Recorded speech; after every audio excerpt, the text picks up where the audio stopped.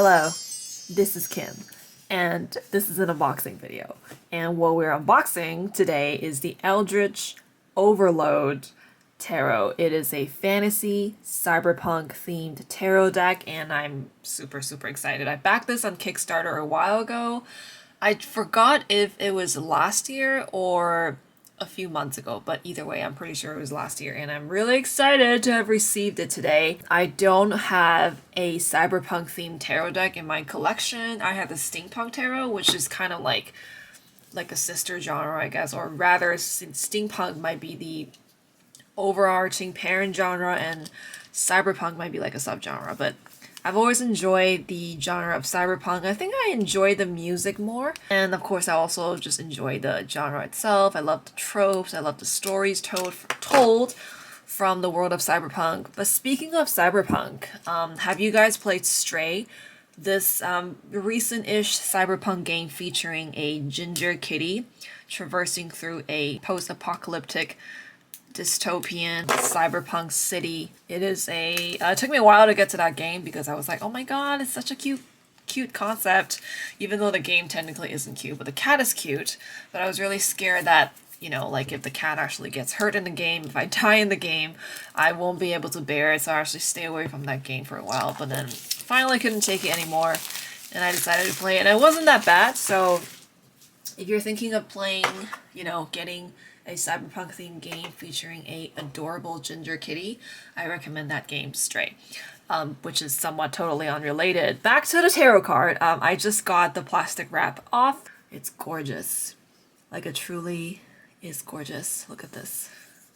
Look at these foil. It's just like glistening.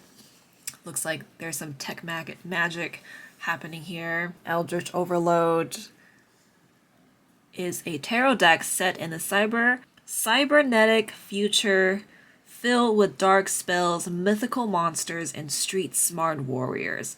Explore the vast city of Neo-Valken from the Undercity to the Junklands, the Spark, and beyond. There seems to be a common theme of classism and also differently tiered cityscapes, right? There's always the junkyard, the slums, and then there's like the middle class people. And then there's like the upper class, and you can just see like the distinct features of the city, and also just like the spirit of the people, and also just like the general collective wealth status of the people reflected in the surroundings. And it's always like very segregated, and I wonder if that's where society is heading.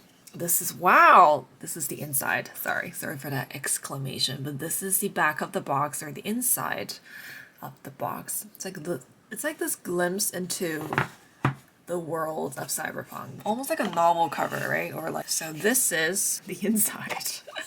My narration really sucks today, but yeah, this is the side. Truly gorgeous artwork. Wow, impressed by just how vibrant the colors are. Also, I should mention that this deck came with this cool sticker. Reminds me of like Lovecraft. It's like if Lovecraft and cyberpunk made a baby. I'm sure this deck has like Lovecraftian influences as well. Okay, so there's a plastic strip. And I'm babbling. Let me get this baby open. Okay, that is off. Before I go into the flip through, let me just quickly show you this cute little white book right here. I love that there is sort of like a software window that says run.exe, cyberpunk fantasy tarot deck, reading guide, loading. So it's very immersive. I think that's intro.exe, very yet again immersive. And these are the 4 different suits. So there's the suit of potions, which is water, so that would be cups. Suit of swords, same. Suit of wands, same. Suit of coins, same. Okay, so they didn't like completely reinvent it, but I do love the Chinese characters they picked out that they picked out from the Chinese language. They're super redundant today. I don't know what the hell I'm talking about. They have like the upright meaning, the reversed meaning, and I think at the end I'll just like quickly draw a card and then we'll just look at the guidebook together. Honestly, I haven't done one of these like standard unboxing for a while. So I'm really excited to be getting back to this. I was like, you know, low-key thinking like, oh, I don't want to be talking about decks all the time just because like I want to also put out innovative ideas, but since my life revolves around the decks a lot and also the decks I buy, it's just inevitable, I suppose, that I talk about decks. So this is the back of the card. My god, look at the colors. So gorgeous. I'm shit. Let's get started. Let's jump right into it. I'm trying to position the deck so you can see what I'm looking at. So we got the full, and I gotta admit that this is probably one of the reasons why I backed the deck. It's this cyberpunk cat right here, and I would totally wear this. If I were in the cyberpunk world, that's probably what I would wear. I don't know like how to describe that kind of style, like street hip-hop, bombast, like stylish looking, I don't give a fuck type of fashion. I don't know, but I really love the way of that cat. So that's one of the major reasons why I decided to back the deck. Not gonna lie, I see cat, I become whore. Okay, the Magician. Oh, I love this. Wow, the foil is so well done. This makes it look like it's literally you're looking at a glowing computer screen, or there's just like that sense of techno magic, neon colors of a cyberpunk city. So it's being translated into these this cleverly designed and placed silver foil. Really love this. Wow. And I guess metal, right? Because you know it looks metallic. The High Priestess. Gives me a little bit of Egyptian vibes. Wow, love the placement of this moon. It's so well designed. Oh my god, like, fuck yeah. Not sorry for swearing. Where are the creators? Where's the studio? Let me feature that. Copyright Weirworks LLC 2023, printed in PRC. Where is that? I don't know. Weirworks. Yeah, guys, please go support Weirworks. Fucking well done. Holy shit. Wow. Oh my god. Like, absolutely gorgeous. And definitely really just enjoying these Chinese characters since I'm Chinese. Emperor. Oh my god. Definitely giving like daddy vibes. The Hierophant. Wow. It really just gives that sense of like, this could go either way, right? Because I know Hierophant is kind of like always like a contested card in the tarot community because a lot of us have trauma around authority figures, religion even, lots of oppressive trauma or trauma from oppression. So this could either be like this sort of cultish figurehead just kind of is pretty much like this demonized kind of version of authority, and then the followers, the nuns, I suppose in this case, or the priestesses, are just like bleeding, you know, blood from their eyes. It's sort of like following blindly this figurehead at the expense of their own perception and truth, perhaps. So that's one way of looking at it, because, you know, with this Irish green. But it could also be this sort of painful enlightenment where when you're initiated into the truth, when you're initiated into the real world order, when you take the, what was the color of the pill from Matrix where, like, you take the pill and you wake up? Was that the right one or the blue one? But, like, the pill where you, the truth pill, right? The truth pill. So it could also be a reflection of that, too, because truth is often very painful. Awakening is often very painful. So seeing the truth could cause you to bleed blood from your eyes, but that's also like a necessary induction into like truthful and honest living, which takes grit and takes resilience, which is like a theme in cyberpunk stories, right? Because it's usually like there's this facade of a society, and then the main characters are often the outcasts, they're the rebels, and they're trying to like make a change in this society where they clearly see the corruption, and there's always like this outside looking in, or you're like in the depths of the city from the inside looking out, and you're aware of the power structures and you know what the truth is, and often there's this whole system and structure that you're trying to tackle.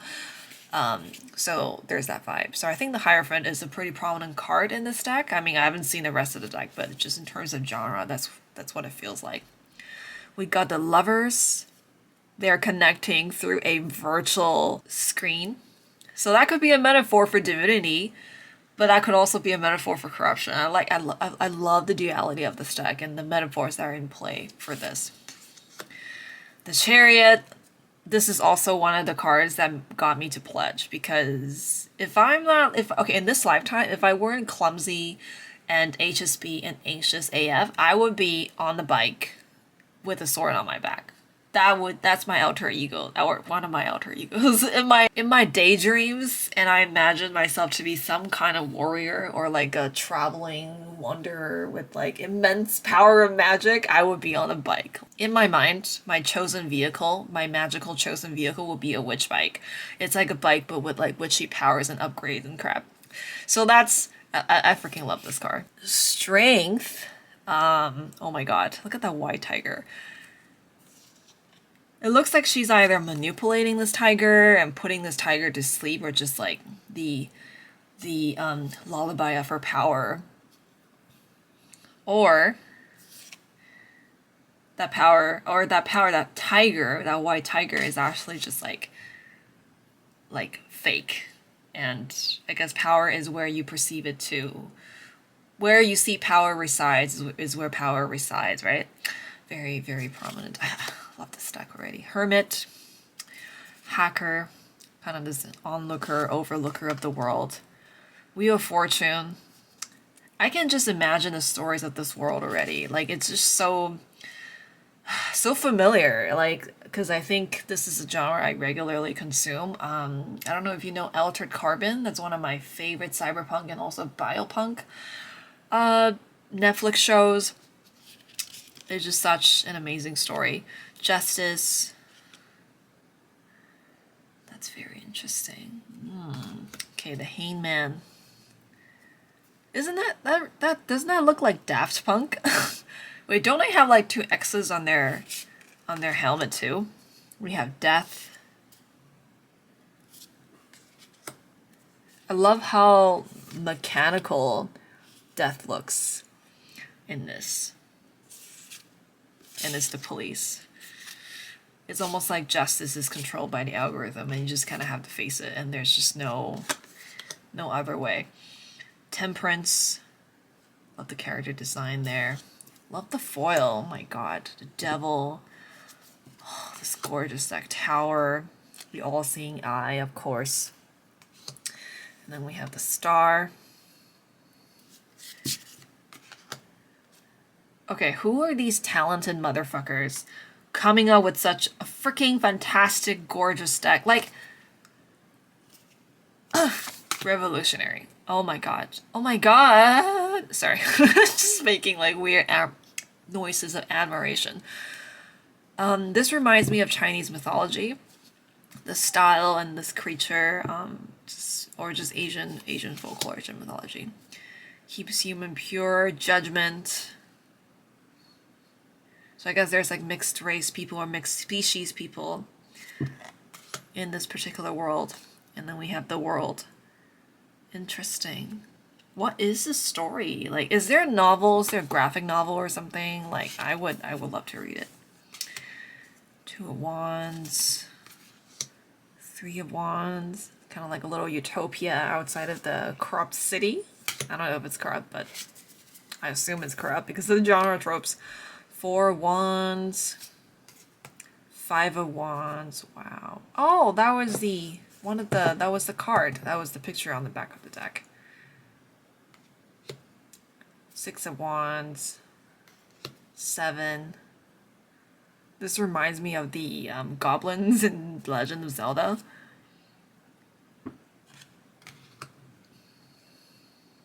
8 of Wands.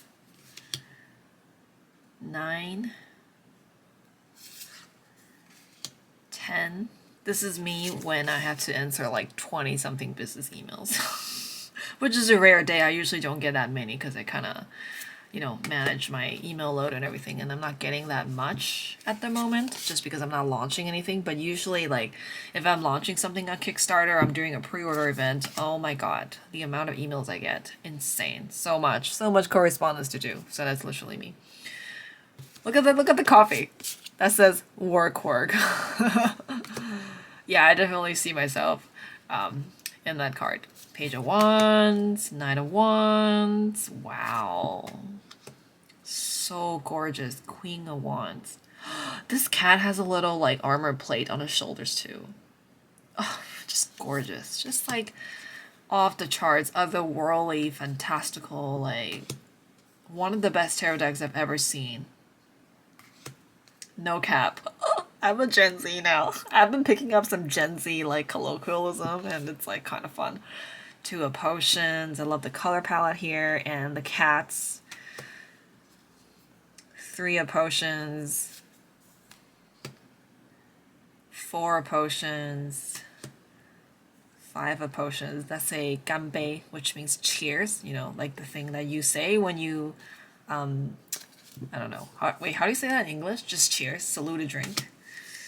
Raise your glass. Six of Potions. This definitely has a bit of like fairy tale vibes. Seven of Potions. Haha. Golda Cosmetics. Eight of Potions. Wow. The colors are so good. This deck is so good. Such a unique, just fantastical, amazing, gorgeous deck. I don't know how many times I've said that, but it's still true. Okay, so I'm starting to get a sense of this world. This world is a world where there are humans and there are these humanoid creatures, or maybe humans mixed in with other species, different races, different species, right? And I think there's a lot of tension in between these species, these different groups of people, which is not so different from the society that we live in now, but perhaps it is sort of like exaggerated and made more distinct by highlighting that these are actually people from different species, or would they be called people? I don't know.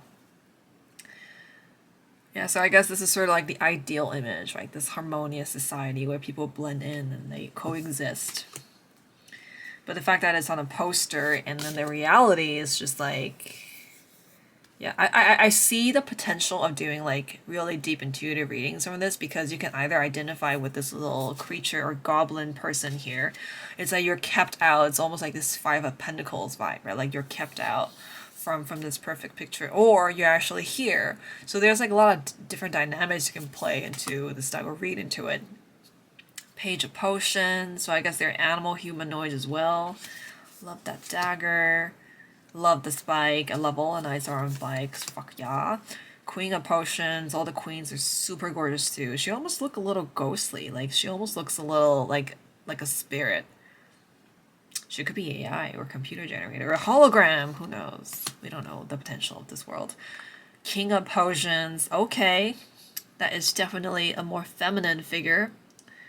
All right. Always happy to see a woman in a king position. I have yet to see like a man or like a masculine presenting person occupying a queen card. I think it's because like the collective masculine hasn't really figured out that side of them yet. I think women have made strides into like integrating the different parts of our, well, I wouldn't say, well, I mean, the journey is never done, right? But it's like, I think we are more used to seeing empowered female figures in a more masculine position than the other way around. I think there's still a lot of judgment around that, which goes to show that how much work that there is still to be done when it comes to like man and woman or humanity or different types of people, just integrating different aspects of themselves and feeling like they're at liberty to express those parts of themselves and not be judged by their society, right? We still have a long way to go, but you know, I think we've made lots of progress. Let's not dismiss that. I know like a lot of people like to say like, oh, like things haven't changed and things have gotten worse. That's so not true. Like we couldn't vote decades ago, and then I wouldn't want to live in Canada like in the 60s or something. Like I'll just be like, you know what I mean? Of course there's always going to be stereotypes and racial tension and whatnot, like, you know, in this case I'm talking about race specifically, but I just saying we've made tons of progress, and I think we always need to acknowledge that, and then we move on to like addressing the specific problems in our society.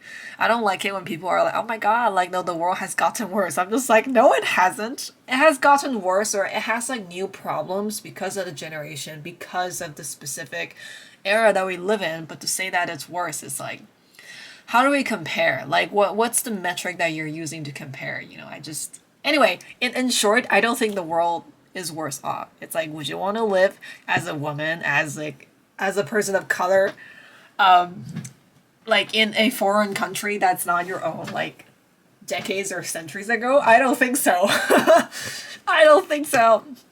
Anyways, moving on. Two of Swords. That reminds me of Usagi from Sailor Moon. Three of Swords. 4 of Swords, 5, 6 of Swords. Oh, shit. Wow, is he getting like impaled, or is this creature coming out of him? Wow, that's very intense. Holy crap. I was not expecting to see gore, but I think it's sort of like tempered by the fact that these silver foil, it's making it just a little less bloody, but wow, that's shocking. This is even like worse than the 3 of Swords. What was the image in 3 of Swords? It's like just a cyber heart like being punctured, but this is straight up like impaled. 7 of Swords, 8 of Swords. I know a lot of times 8 of Swords is associated with spiders. We often see a spider on the 8 of Swords. 9 of Swords. Love the use of colors here. It's very impressive. 10 of Swords. Page of Swords. Oh, I love this character. Oh my god. Oh my god. I don't know why birds wearing goggles just float my boat. Have you seen this children's novel called like Blue Jay and the Pirates or something? It's literally about like this like pirate captain, and he's like a blue jay, and he adopted a goose because they found like an egg, and then the goose is like significantly bigger than the other birds, right? So this goose has been like their muscle for like years as a pirate around the bird world. Look at the book, it's so amazing. I might list in the descriptions if you're interested. It's like this really cutesy but also deadly serious children's book that involves death and like tyranny and low-key cyberpunk vibes. Okay, Ace of Coins. Oh wow, 2 of Coins. Wow, this is so gorgeous. Oh wow, I love the designs, they're so innovative. 3 of Coins, 4 of Coins. Gosh, these foil designs are just next to level. 6 of Coins, 7. I love how in different suits you see different parts of the world, different parts of the city. 7 of Coins, and different types of people as well. 9, 10 of Coins. Okay. Page. 9 of Coins. Queen. Oh my god, bunnies with unicorn horns! Can I adopt one, please? Can I, please?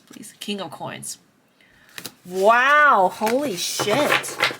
Okay, this deck is drop dead, gorgeous, genius, one of a kind, unique, OMG. I was just gonna say like, oh, I kind of wish like there was like edges, but actually I think maybe not having like a colored edge is a good choice, just because there's decked with foils already, like it's literally covered in foils, and I think maybe having shiny edges would maybe distract from the designs that are like on the front of the card. Yeah, I said I was gonna like do a reading and draw a card so we can like read one of the entries together, but I'm just gonna look up Death card because I'm very intrigued by the card. Let me just hold it up there for you to see. Let's see what a guidebook says. Let's see if it's like a standard description. Or, okay, decay, resisting change, negative pattern. There's no resisting death and the changes it brings. Although we may be stuck in old habits or on a path we never wish to take, do not despair. You can find the strength to enact change and create a new and better future. And then for the reversed, I suppose, release, transformation, transition. Death signals on an era coming to a close. When one thing ends, another has the chance to begin. Change may be scary, but you must move forward and face the coming dawn. Okay, so it gives you the definition of the cards. And it doesn't really... I was hoping that it would be somewhat immersive and gives you some details about the world. But I know there is a bigger guidebook, which I didn't get. I think I got a digital copy, or this pledge just came with a digital copy, so I might take a look at that later. Okay, so I literally cannot wait to use this deck for reading. I'm not going to do one right now just because I kind of feel like I don't want to like break the order, because I want to go back and take a look at it again off camera. And then just like really absorb the details and admire the artwork further. But oh my god, I am so impressed with Eldritch Overload. I keep wanting to say Overlord, but it's Overload. Eldritch Overload. And what an amazing name. It's sort of like the bedazzling horrors that are just around every corner of this gorgeous neon cyberpunk city.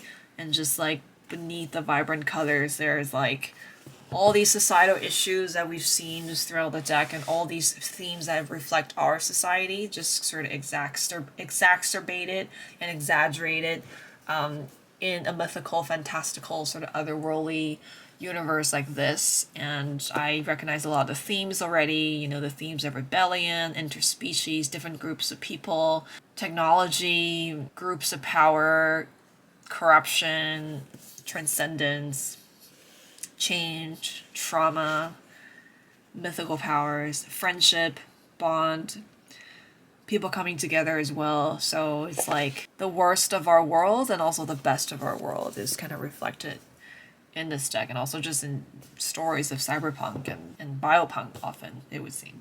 And that has been my unboxing and first impressions. Let me know what you think of this deck. Let me know if you're getting the deck. Let me know if you have the deck. Let me know if you know anything about the deck and the world of this deck, or anything about the studio, because I would love to find out. And until next time, level up tarot and level up life.